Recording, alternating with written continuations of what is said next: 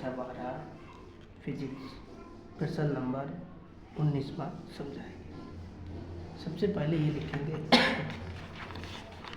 कि दिया गया है प्रश्न नंबर 19 है नंबर का।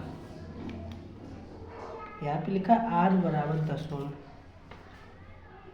L बराबर 0.8 हेनरी के श्रेणी क्रम संयोजन में एक प्रत्यावर्ती विभव E बराबर 240 साइन 300 t लगाया गया है। परिपथ में प्रेरण प्रतिघात की गणना कीजिए। क्वेश्चन पढ़ लिया हमने और बुक को साइड में लिख दिया ताकि हमें अच्छे से दिखाई पड़ सके और हम अच्छे से लिख सकें, क्योंकि यहाँ पे किताब रख लेते ना तो लिखते नहीं किताब, इसलिए यहाँ से बुक को हटा देते हैं। तो यहाँ पे हमसे कहा गया है कि R बराबर, ठीक है, R बराबर दिया गया है 10 ओम, ठीक है। L बराबर दिया गया 0.8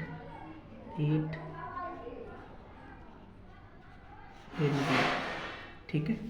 और आपसे ये कहा गया है संयोजन में, श्रेणी क्रम संयोजन में, तो भाई श्रेणी क्रम संयोजन का चित्र कैसा होता है?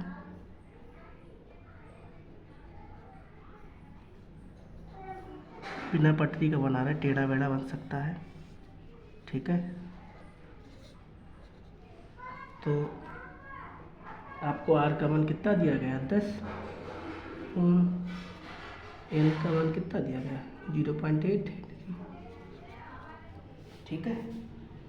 फिर आगे आपसे कहा गया है कि इसका एक प्रत्यावर्ती विभव E बराबर 240 साइन 3t दर्शाया गया है।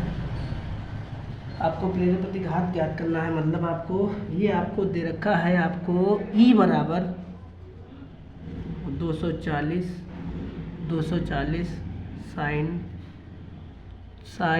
300t ये दे रखा है, ठीक है। तो सबसे पहले हम इसकी तुलना करेंगे कि तुलना, ठीक है, किससे करेंगे? E बराबर E0 साइन ओमेगा t से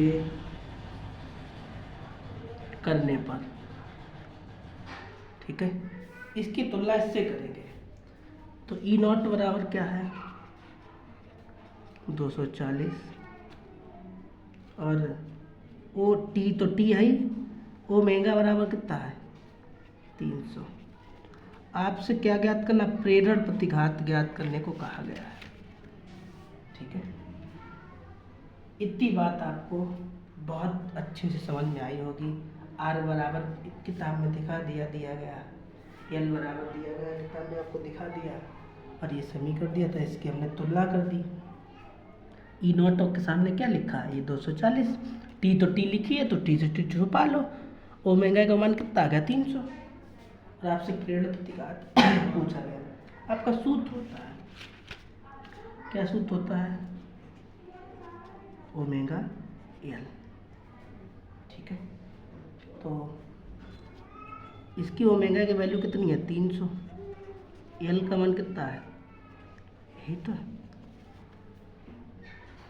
गुणा कर दीजिए और जो भी आएगा मेरा आंसर आ जाएगा, ठीक है।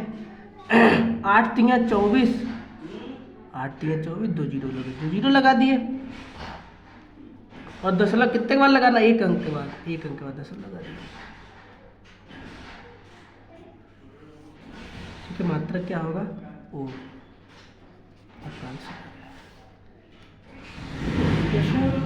समझिए प्रश्न बहुत सरल है, ठीक है। प्रश्न कोई ज़्यादा टफ नहीं है, कोई सा भी प्रश्न टफ नहीं है। अगर आपने हमारी पुरानी वीडियो भी देखी तो हम उसमें गुणा भाग भी करके दिखाते हैं। अब इसी में हमने कह दिया आपसे 8 3 24 और 2 जीरो तो लगा दिए, 2 जीरो लगा दिए, 10 में एक संख्या में लगा 10 लगा दिया, बस।